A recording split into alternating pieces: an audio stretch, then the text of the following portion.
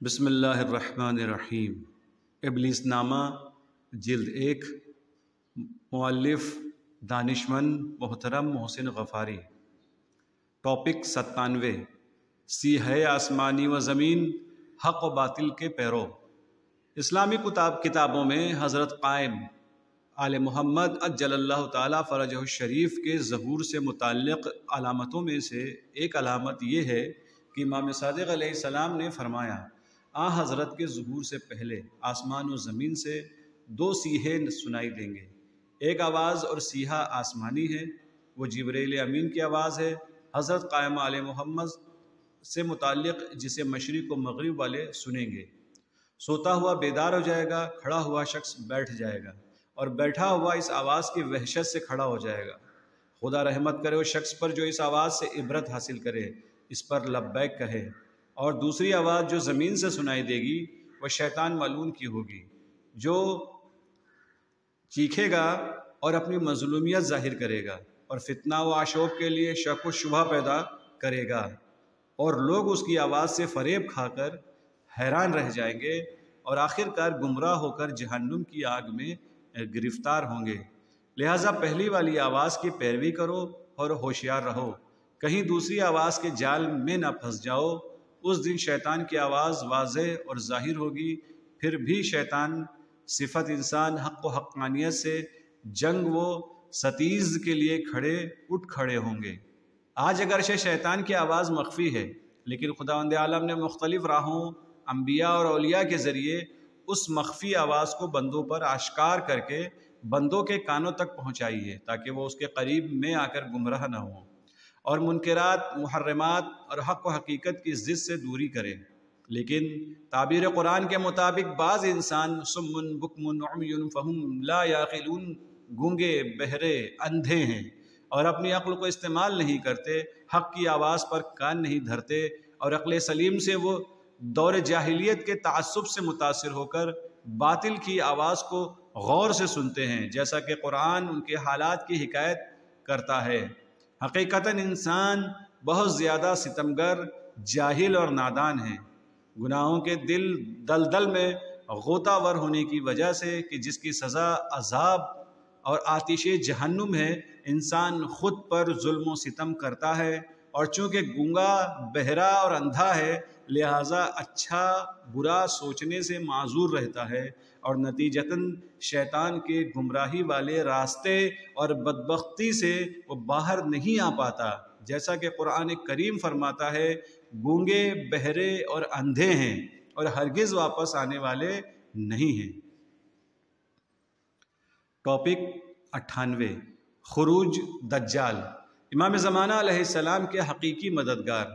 ظہور قائم آل محمد علیہ السلام کی علامتوں میں سے ایک علامت خروج دجال ہے۔ دجال عجیب و غریب شکل و صورت میں ظاہر ہوگا۔ وہ جادو، حیلہ، فریب اور ہاتھ کی صفائی میں ماہر ہے۔ اس کا منحوس وجود دنیا میں خون ریزی، فتنہ، فحاشی اور فساد برپا کرے گا۔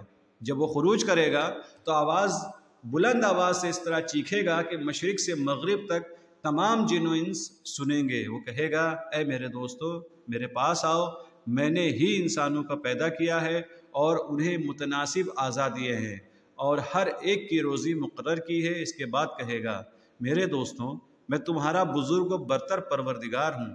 اس وقت شیاطین، فاسد افراد، منافقین، ظالمین اور زنا زادے اس کے چاروں طرف اکٹھا ہو جائیں گے۔ گانے بجانے والے گائے بجائیں گے اور موسیقی کے رسیا ناچنے اور تھرکنے لگیں گے۔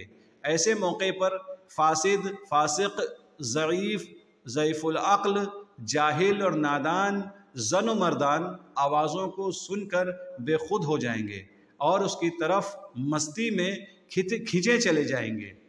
دجال زنا، اغلام بازی اور دوسری تمام بے حیائیاں حلال کر دے گا، اور اس کے دوست احباب سور کے گوشت، شراب خواری اور ہر طرح کے فسق و فجور میں افراط سے کام لیں گے۔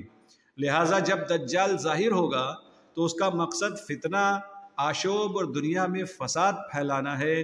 وہ اپنا کام کر لے گا، یہاں تک کہ امام زمانہ علیہ السلام اور دجال کے لشکر کے درمیان جنگ ہوگی اور وہ ملعون آپ کے ہاتھوں واصل جہنم ہوگا۔ پیغمبر اسلام صلی اللہ علیہ وآلہ وسلم نے فرمایا، اس زمانے میں ہر مومن جو دجال کو دیکھے گا اس زمانے میں وہ اس پر تھوکے گا اور سورہ حمد کی تلاوت کرے گا تاکہ اس ملعون کا حیلہ، فریب اور سحر و جادو اس پر اثر نہ کرے۔ اس روایت میں جو بات بہت زیادہ قابل توجہ ہے وہ دجال کے پیروکاروں کی صفات و کردار ہے، جو حرام کھانے اور پینے میں بالکل پرواہ نہیں کرتے اور کسی طرح کے برے کام میں انہیں شرم و حیا نہیں ہے۔